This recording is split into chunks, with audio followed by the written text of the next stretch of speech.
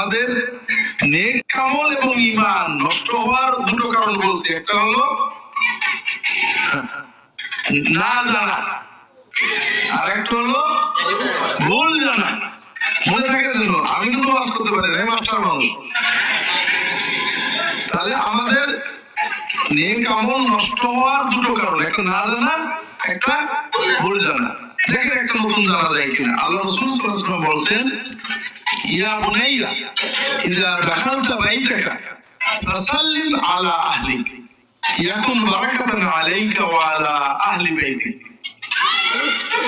বাবা, তুমি যখন বাইরে ঢুকবে বউকে সালাম দিয়ে, বাড়ির লোকদের সালাম দিয়ে বাইরে ঢুকবে।